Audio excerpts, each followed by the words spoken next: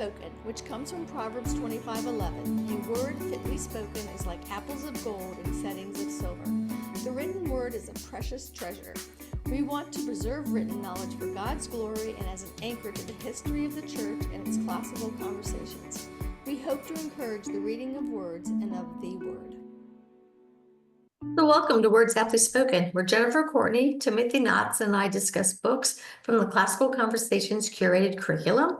Today's Wednesday, March 12th, 2025, and I'm Lee Bortons. And today we have with us Stephanie Meter, a curriculum developer for Classical Conversations Multimedia, and Daniel Shirley, our CC Plus program manager. And all around the world, people ask me what's going to happen when I leave CC, and this is just a great testimony to nothing. Everything's going to be just fine. I'm so happy that it's folks like Daniel and Stephanie stepping in to join us. So thank you guys for being here. Yeah, thanks for having me. So, Timothy, you can tell us about this month's shows, give us a review and a preview. Yeah, last week we talked about The Discoverers by Daniel Boorstin, which is such a great history read. This week we're spending our hour with the Iliad of Homer, the other end of history from where we were last week. And next week we're off for some company-wide meetings, and then we'll wrap up our month with one of our leadership books, Improving Your Serve. Sounds great. I really enjoyed last week's Discoverers and look forward to hearing Daniel and Stephanie's take on the Iliad this week. For those of you that want to know more about what we do, you can go to my YouTube channel at Lee Bortons. Apparently all my social media is connected to that too. But at Lee Bortons has the archive of all the previous podcasts, as well as if you go to leebortons.com, you can see the upcoming schedule for Words Aptly Spoken and the links to our sponsor, classicalconversationsbooks.com, where you can purchase the books that we discuss for your own pleasure or for your children that are in classical conversations. So thanks for participating with us. And Timothy, let's get started. Great. So some people in the classical world will find this a pretty ridiculous question. Why we would include Homer in a classical education curriculum is probably fairly self-evident, but I think some of our listeners would probably really like to hear from you about why you think it is important that we would include Homer's Iliad. Yeah, well, you know me, I'm not ever going to have the normal answer. And so one of the things that was a challenge for us when we've been introducing which version of the Iliad to classical conversations was that there's many of them. And what's our actual goal in having our students to read the Iliad? And what I wanted to have happen was a true poetic form that the students could actually have a chance of understanding. And so we use this version that's translated by Robert Fegleis, I think is how you say his name. And a reviewer said this about the book, that Fegleis maintains the drive and metric music of Homer's poetry and evokes the impact and nuance of the Iliad's mesmerizing repeated phrases. And so, like most parents are just clicking off the list, so they've read this book or not. And we're always trying to say, but why that book? And in the case of ancient translations, there's a lot of choices. And so some thought has gone into which translation we're going to work on. Great, thanks, Lee. Probably talk a little bit more about poetry and some of those repeated phrases as we go through our podcast today. So Daniel, I know that you're pretty widely read yourself, and you've got a history with Homer in a number of different venues, but one way was as a challenge graduate. How do you, as an adult now and no longer a teenager, see reading the Iliad as valuable for students who really might not have much interest in ancient Greece or mythology or war stories? Yeah, so I was happy to see this as the question that I got to play around with a little bit, because I have so many opinions here. I was like, I have to actually try to commit myself and distill some of the thoughts that I have. Because, I mean, Stephanie and I have both directed at this point, but I've spent a lot of time in directing. I've done 4 or 5 years of Challenge 4 at this point. And so being as a student myself, not being particularly enchanted by the Iliad, and then coming back as a director, trying to enchant the Iliad for my students, trying to draw them to it, I'm going to lay out like 3 points up front. So the first one is, let's see, I think that the human heart, whether or not the student is willing to admit it, I think the human heart has a desire for myth and story. I think that this is the case because we see the world through stories. It's not a question if we want stories or not. It's we have stories. We're seeing the world through them. So which story are we seeing the world through? It also follows that some stories are better than others. So that's one. So even if they say they don't like myth, they don't really mean it. Number two, when we approach myth, kind of like scripture, we can accidentally read the stories, like these old stories, more like histories than, stories that we enter into. Like we maintain a historical distance between our own stories and then these old stories. And so the historical qualities of stories like the Iliad and, all the archaeology around discovering the actual city of Troy, all that's really cool. But it's not maybe the first objective for a tutor in a classroom to encourage that kind of reading of a story. It can be valuable, but it's a dry way to enter into it. And so the way that I try to enter into these stories with students and have been able to enter into them more myself is allegorically, kind of. It's like a soft allegory that helps me and my students enter into stories. So an example of this, I tend to know my audience of like the Challenge 4 kids. They know scripture pretty well. They tend to know the scriptural stories.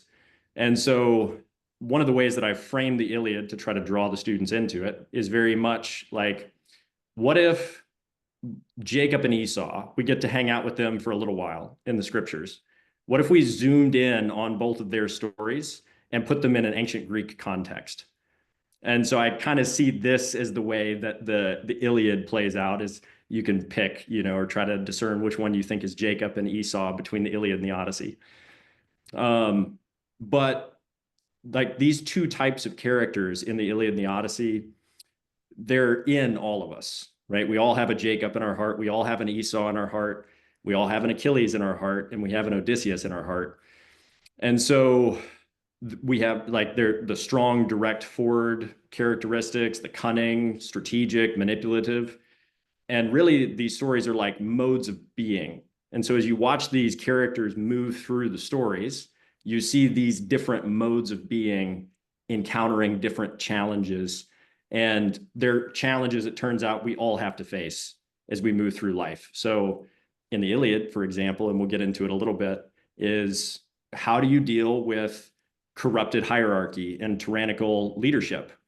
What do? You've built your existence in relationship to this hierarchy, and then right at the start, it gets cut out from underneath you. What's your response? What are you going to do? So some students will have experienced that already by the time they're in 4. Maybe some of them haven't.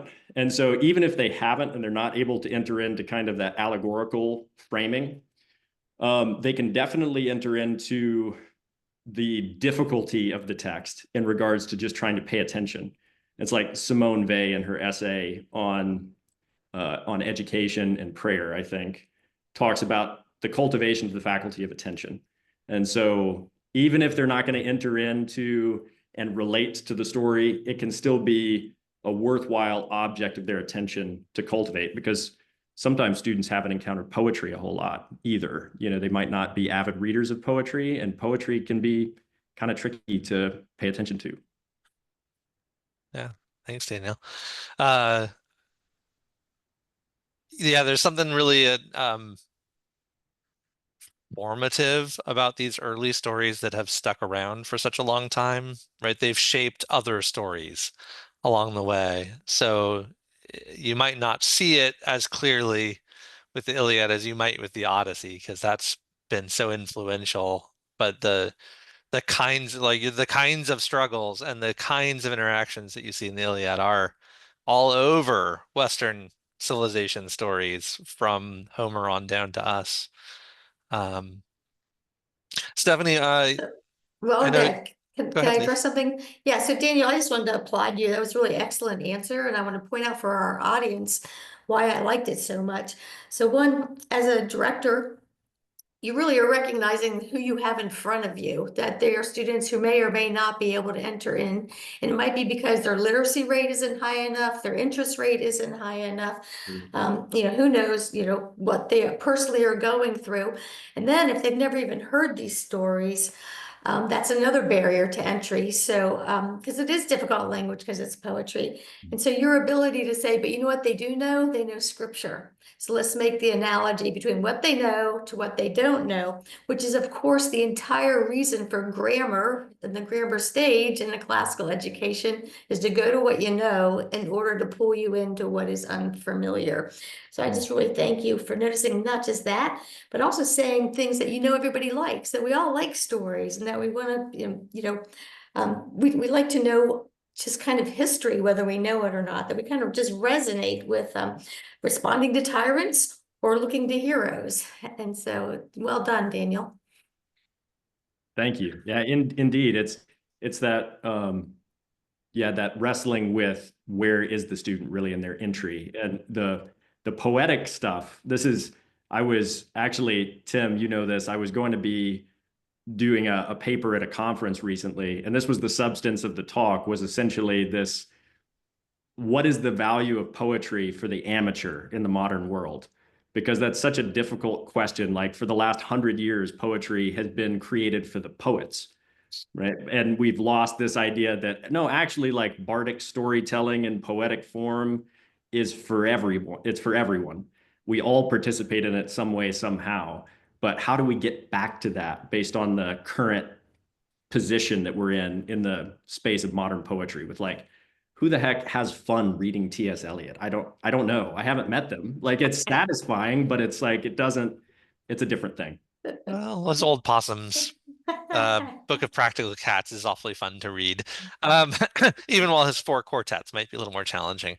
But that's great, because that really segues really nicely into what I was going to ask Stephanie about, because she's our exposition strand curriculum developer, and has been working on some poetry resources quite a bit lately. So why Leah's already sort of referenced that we've carefully chosen a translation that leans into poetry. Why do you think that's so important, Stephanie? What does that do for us as readers, or why is it important for our students? One of the reasons is because it was written as a poem, and so we always want to respect the form that a piece of art came in. So Homer wrote it as a poem, so as much as we can stay faithful to that, we would like to. But when you get into translations, that's really tough because, meter of different languages is different, and rhymes are different, and allusions are sometimes different or tricky. We think about that a lot with the Hebrew poetry in the Bible. It's very difficult to translate. So we do want to try to choose translations where we can see the poetry as much as possible and keep faithful to the original as much as possible. And because just for the reasons that we've been talking about so far, that poetry can be for everyone, and it does do something to your mind and your heart, I think, when you enter into things that are beautiful and rhythmic and put together in a way that the form is part of the thing. It's not just the story, but it is the way that it was written and those repeated phrases and the cadence of the language. And it kind of can almost put you in a trance, maybe. Just if you get into the pattern of the reading, it draws you in on a level that just prose doesn't quite. You can get it on a plot level, but then when you feel the rhythm of the words, it does a second thing. And I think about the recording, Tim, that you shared with me of someone reading I think it was the Odyssey in the original Greek with that cadence. And even though I couldn't understand the words, the cadence of the lines was something that I could follow, and it stayed in my head for a while after that. So just being able to appreciate the beauty of poetry in addition to respecting the way that Homer wrote it, are a couple of reasons why this translation and this poem in general are important. I have a question for you. So if you look back, all you gotta do is read books or watch movies that are before Edison existed and, music became electronic. Young people they loved poetry. It was emotionally stimulating. It felt youthful and exciting to them. And now that we have all poetry with music, like that's all poetry is with music at this point in this generation. There's very few people like you that listen to poetry or read poetry. What is it that the music does that makes it so that we don't know that it's poetry? What is it that the music does that makes it so we no longer can love just the cadence of the words, that we have to have more? What's going on with that? Gosh, that's so interesting. I'm kind of surprised you with that. I wonder. Oh, that's fine. I'm just gonna think out loud. I process Yeah. out loud anyway, so I wouldn't have probably been able to think about this too much ahead of time anyway. Um, okay, so you said mostly we only enjoy poetry with music, and I think that that is true, but there's also um, been sort of a renaissance of poetry with spoken word. So those poems are coming back as well, and I think people do appreciate the style of spoken word, sort of between a poem and a rap, and there's not music, and a lot of people do like that. So maybe there is still hope. So do you contribute any of that to classical education and its effect over the last 40 years? The reason I ask is because booksellers can't believe how many copies of the Iliad and the Odyssey they sell. Like there's been a renaissance in a lot of things. Are we at the point of the spear of that, or are we following somebody? Like, why is that happening? There is a cultural renaissance of just reading right now, not necessarily all of the good stuff, but I think reading in general is trendy, which is a foot in the door, a step in the right direction, maybe. And I'm wondering if those people are picking up the Iliad and the Odyssey, because that they know that they are classics and they are shaping these stories, and so they're interested in getting back into it.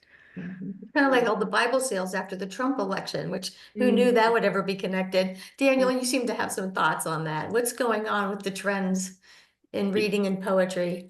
Yeah, it's fascinating because so one of the things that I was researching whenever I was writing this essay on, and this is a totally different topic, tangent that we can leave for another time, but on the way that poetry is the link between the trivium and the quadrivium, and that when we have this kind of metric overlay on top of a linguistic structure, then we're dancing in that middle space between the trivium and the quadrivium.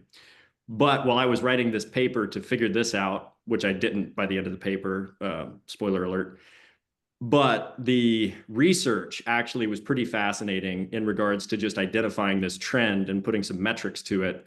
There was some institution that was researching numbers of people that claimed to have read a poem in the last year, going back to like 2015. And from 2015, the average had been like 7%, all the way up until about 2020, where it jumped like 3%. And then from 2020 to like 2024, it's up to like 15% of people say they've read a poem in the last year. And so in some way, I think that there's, well, on the grand scheme of ideas, there's a breakdown of faith in something like general materialism. That's going away. It's no longer a valid argument. You watch the new atheists debate with people like John Vervaeke and Jordan Peterson and Jonathan Peugeot. These guys are all wrestling with these ideas now in a very public sphere. And so I think that while we might not be the head of the spear on why this is happening, we're definitely coming right along with the shift that is like we're prepared for the shift that's happening. But I've seen just some of those trends in a very public intellectual sphere. It's like, well, now people are paying attention to what we've been talking about for quite some time. Yeah, we're now the cool guys on the block. Exactly. Yeah, which is fun, you know? But these trends in the way that time and history fluctuates and flows, we know that being the cool guy on the block is nice. Like it's fun to be the cool guy on the block. And but it's not what we're after. The vision is higher. But this time it's gonna be a fascinating next 10 to 15 years as this kind of return to traditional forms seems to really be taking root in what's going on. I wonder if it's something, Lee, with the the younger people turning away from smartphones and returning to flip phones, like the music and the lyrics, suddenly people are starting to realize like, oh, there's something beautiful about having one or the other and not having to have both at the same time, to find something simpler in it that that reveals something that's more comprehensible rather than sort of let's stimulate every part of the brain at the same time. Yeah. Yeah, I asked these questions, one, because I've not read the Iliad and Odyssey for 15 years now. So I'm not gonna be able to contribute so much to our second half of this conversation. But as somebody who grew up, like you could probably say almost anything to me and I can spit a poem back to you. Because somehow pre-TV, that was the natural way my mother entertained us. And so I have all this poetry in me that she knew. It wasn't necessarily from books. But I know that I did not translate that to my children as well as she did, because they had other distractions and forms. And so I'm seeing what you guys are seeing too, that there's this renaissance. But I wonder if it's gonna like peak, that it's gonna stick with the 15% of literate people and the 85 that aren't will remain illiterate, or will we actually make inroads into the people that are illiterate in our country, proficiently, illiterate? I mean, so I just think the whole thing's interesting that look at this generational gap we've got, and we're talking about the same great books. Mhm. So, so before we take our break, I know one of the questions that I heard a lot when I was working in our sales field team was, why should we read this ancient pagan literature when we've got the Bible and good Christian literature that we can fill up our time with entirely? Like we wouldn't run out of good things to read if we stuck with things written by Christians with Christian themes. Um, so how do we respond to that? Because it's a valid question. I've got an idea. I think that sometimes pagans are more Christians than Christians.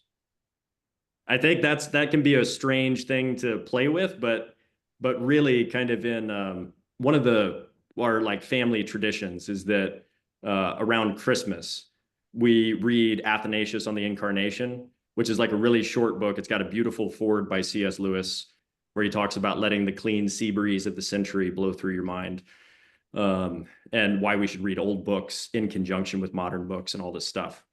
But one of the things that strikes me as fascinating reading Athanasius is that he talks about how like overly enchanted the ancient world is. Like there are too many spirits, too many deities, too many gods, and they're just running crazy and there's chaos and all this.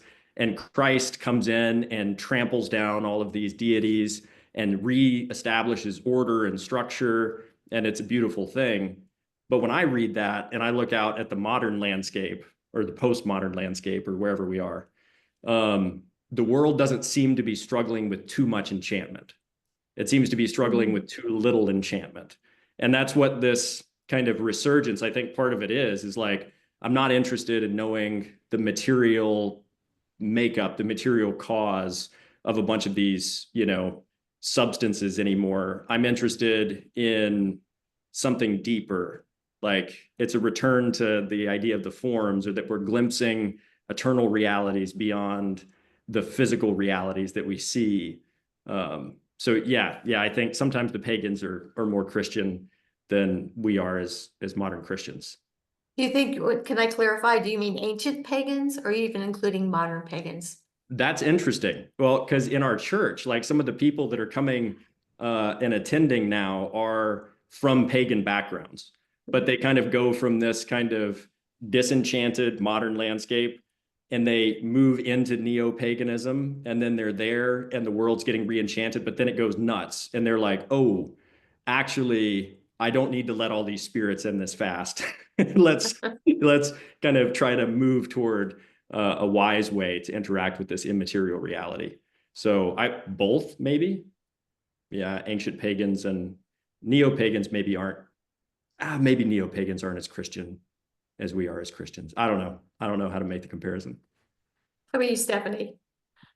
Yeah, I think that there's wisdom in the ancient literature, and I think that there is wisdom in Christians being able to see wisdom and folly in things that aren't just Christian.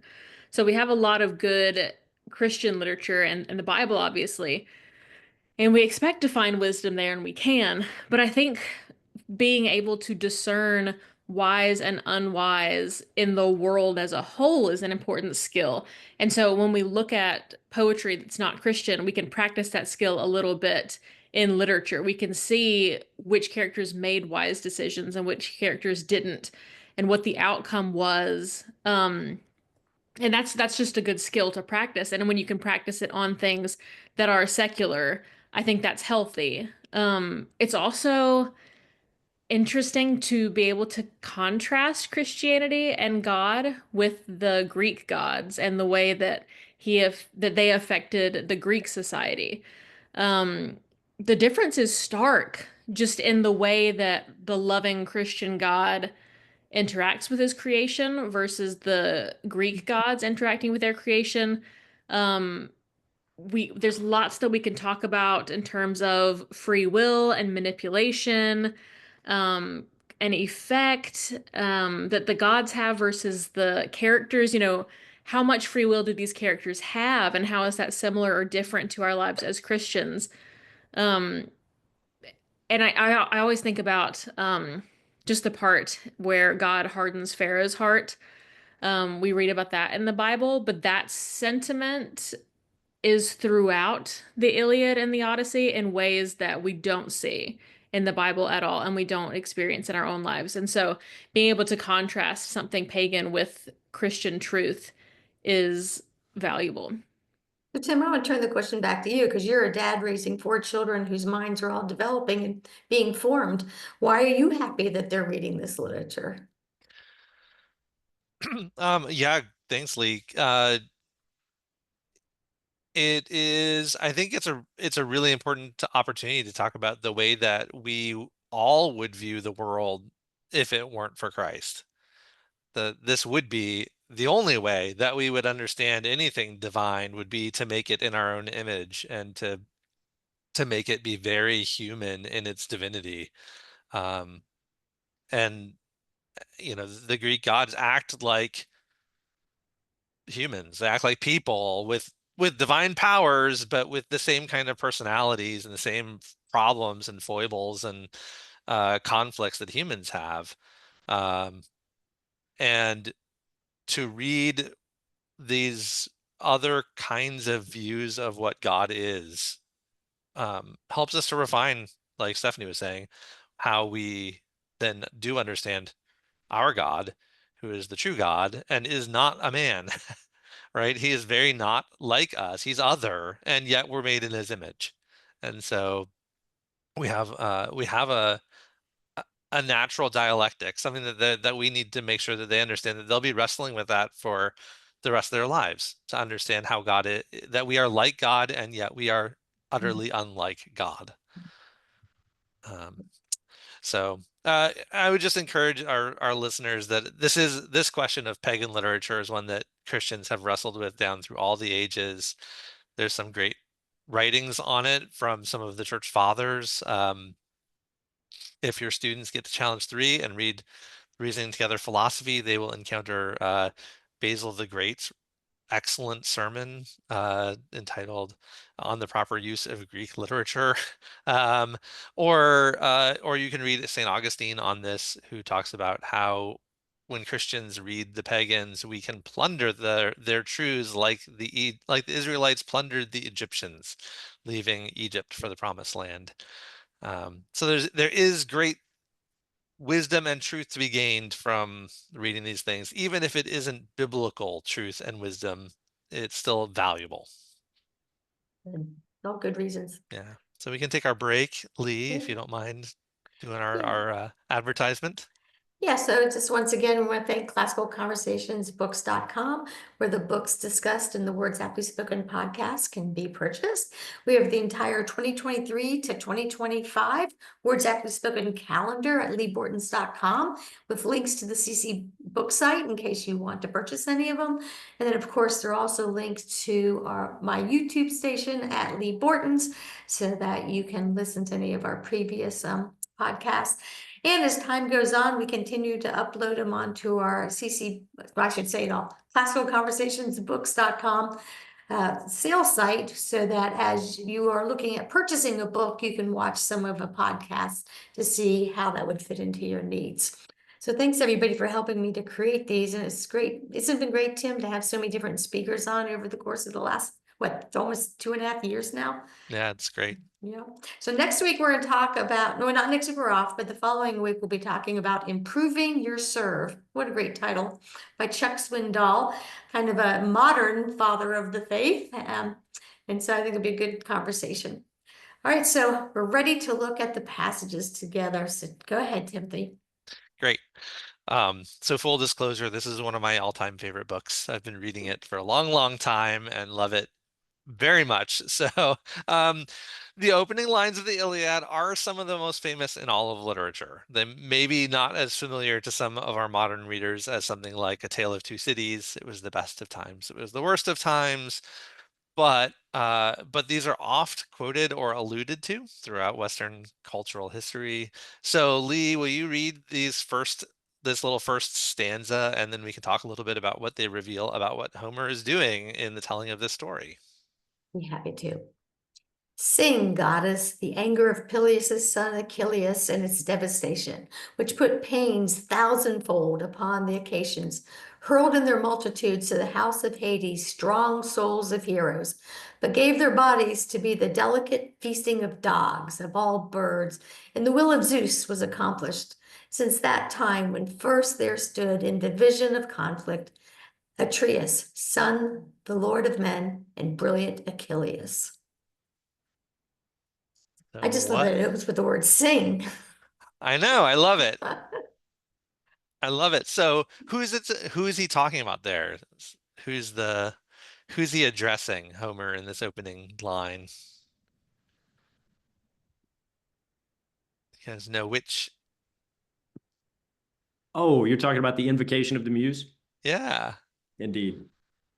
Yeah, that's one of the things that this actually reading the first bit of the story, it reminded me of some helpful things to know when you're moving into the Iliad, right? There's this term of starting in medias res, right? Like in the middle of things. So that can also make things challenging for students as they're trying to get into it because they're just tossed right in. Then there's the invocation of the muse, right? So two of these things that are happening right at the beginning. You have the poet appealing to the daughters of the union between Zeus and Memory, essentially the Greek god of memory, to help him convey the story faithfully and honestly. Yeah. It's good. It's almost right. It begins with a prayer, this whole book, which is a lovely thing too for us to remember as Christians. If a pagan begins his with prayer, how much more should we? Um, but Right, and we've seen this with Milton, right? Previously, because he substitutes that trope of the invocation for the muse with the invocation of the Holy Spirit as he's moving to tell his story. Mhm. This also, I mean, what a great line to get my grandsons to memorize, but gave their bodies to the delicate feasting of dogs. Yeah. How can you not be excited by that? Right. I mean, it's exciting language, right? Some people look at it like, oh, this is a long, and book about things that happened a long time. It's a history book. But I don't, it's not actually a history book. It's the story of the will of Zeus accomplished through a conflict between two people. So again, a lot of people think this is a story about the Trojan War, but it's not. And like Daniel said, it enters in the middle of the story, So the Trojan War is 10 years long, and the whole of the Iliad takes like several months. And then at the very sort of near the end of the whole war. So it's not the story of the war on Troy. It's the story of the conflict between Agamemnon, Atreus' son, and Achilles. Indeed. And so that's also a good thing to tell your students up front is that there's no Trojan horse in this one. Right. Which is like, can be a massive disappointment if they're waiting till the end of the story to get to the Trojan horse. And it's like, sorry, guys, that's like, we just kind of stop at book 24. Yep. Yeah. So I think if you ask a lot of your students over the years what they remember most from the Iliad, probably they're going to talk about guts spilling out, people getting speared through the head, and all kinds of like the gory descriptions of battle throughout the book. But really, those are sort of like interludes between things that are going on. The battles themselves are important, but they're not the main point. There's actually a lot of speeches in the Iliad. So Daniel, would you read for us some of Achilles' response here? This is right from the beginning. Agamemnon has just provoked Achilles by basically taking back a prize that he's given to Achilles because Agamemnon is feeling peevish because one of the gods demanded him to give up one of his prizes, and Achilles said, well, you got to do what the gods say. So Achilles is responding to Agamemnon's sort of taking back his prize here. All right. So I'm looking at the first couple of lines. They're already fun. All right. You wine sack with a dog's eyes, with a deer's heart. Never once have you taken courage in your heart to arm with your people for battle or go into an ambuscade. Is that correct, Tim? With the best of the Achaeans. No, for in such things you see death. Far better to your mind is it all along the widespread host of the Achaeans to take away the gifts of any man who speaks up against you.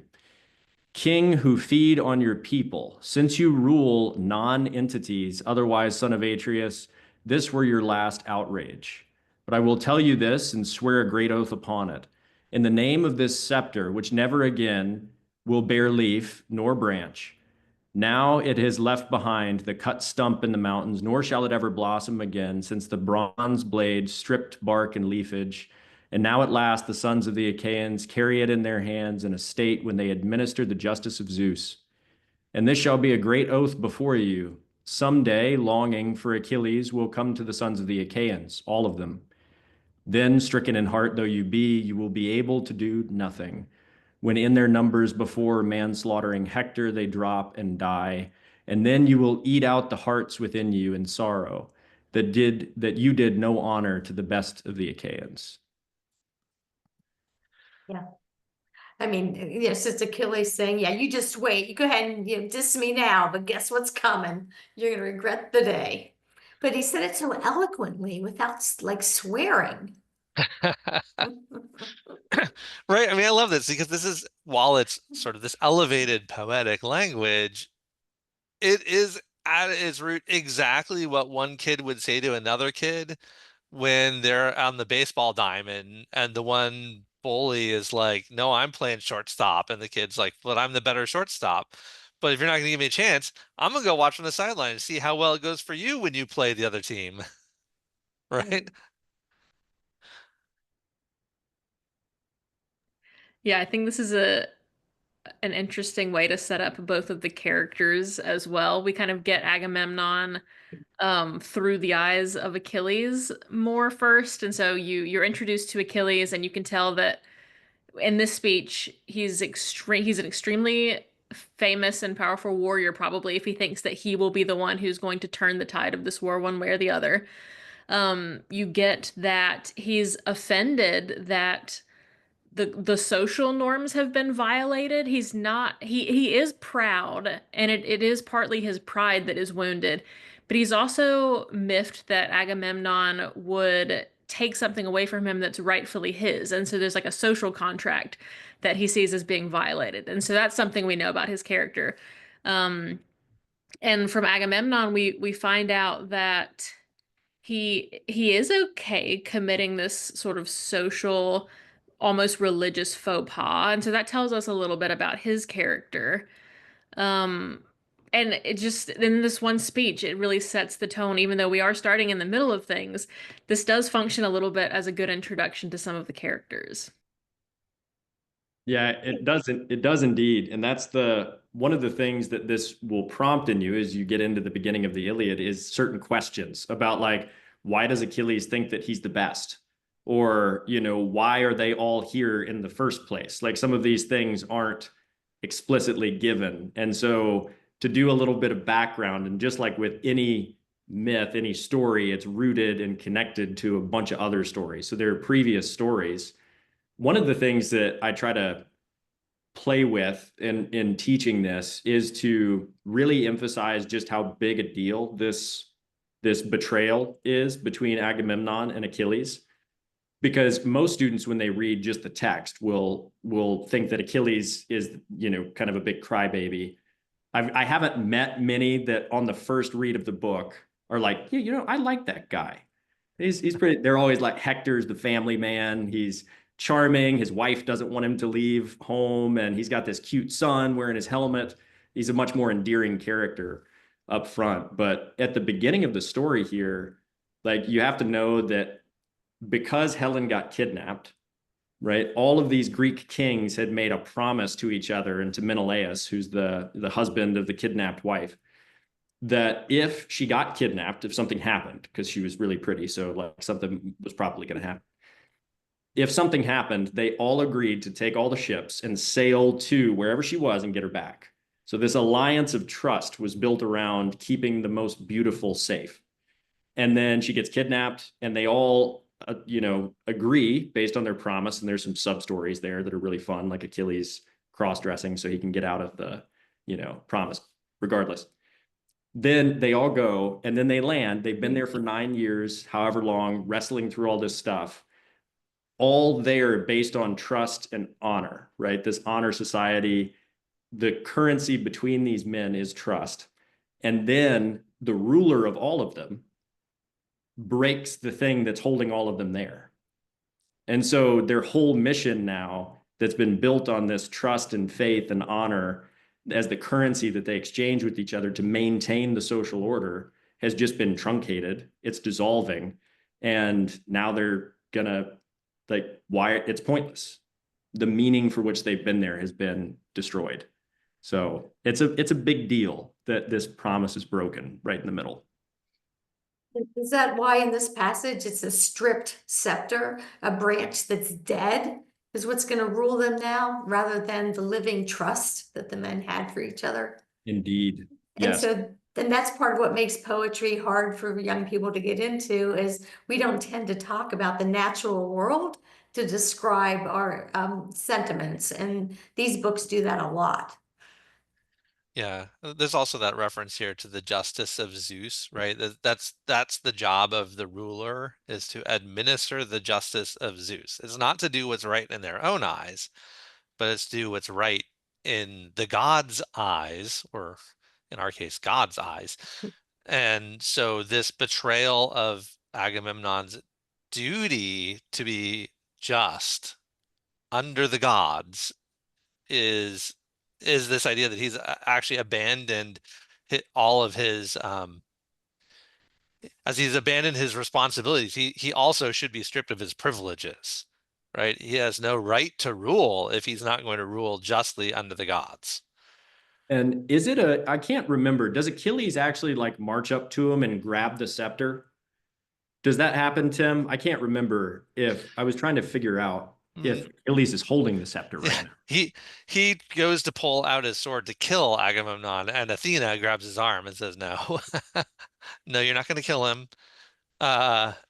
So I think this is actually Achilles' scepter, because each of them was a prince in their own right? They were all rulers. Agamemnon was like the high king, but they were all kings in their own right. Menelaus was a king. Achilles was a prince. His father is still at home.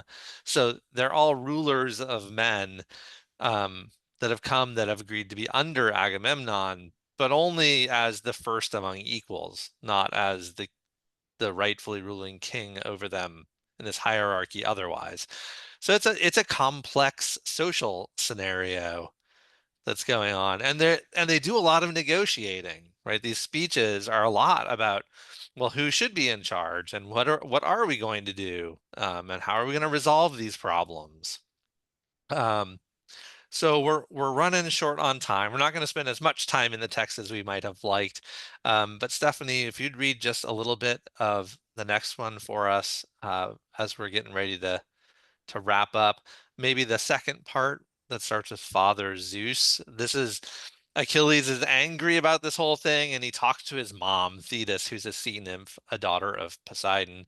And Thetis is a favorite of Zeus's. So she goes off to Zeus to plead her son's case in front of Zeus because her son has been dishonored. All right, so this is Thetis.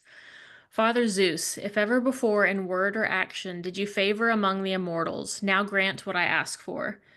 Now give honor to my son, short-lived beyond all other mortals, since even now the Lord of men Agamemnon dishonors him, who has taken away his prize and keeps it. Zeus of the councils, Lord of Olympus, now do him honor. So long put strength into the Trojans until the Achaeans give my son his rights, and his honor is increased among them. She spoke thus. But Zeus, who gathers the cloud, made no answer, but sat in silence a long time. And Thetis, as she had taken his knees, clung fast to them and urged once more her question.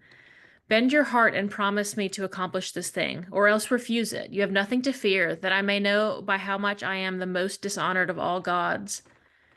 Deeply disturbed, Zeus, who gathers the clouds, answered her. This is a disastrous matter when you set me in conflict with Hera, and she troubles me with recriminations. Since even as things are, forever among the immortals, she is at me and speaks of how I help the Trojans in battle. Even so, go back again now, go away, for fear she sees us. I will look to these things that they be accomplished. See then, I will bend my head that you may believe me. For this among the immortal gods is the mightiest witness I can give, and nothing I do shall be vain nor revocable, nor a thing unfulfilled when I bend my head in assent to it.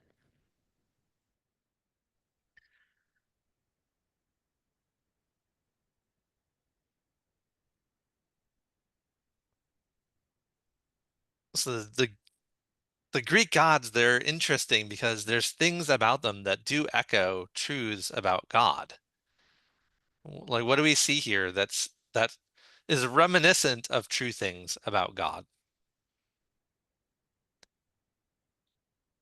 Well, there is this weird moment, like this thing where Zeus is bowing his head, which is really interesting because that's like a sign of what's a good way to describe bowing your head? It's almost like you're placing yourself under something.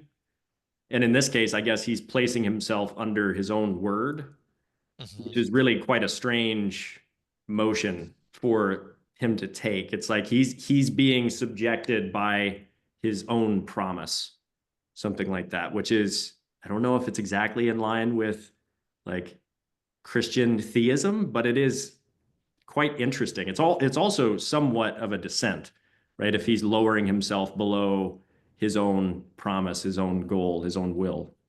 I don't know. I think those are all very Christian ideas you just described. Mm.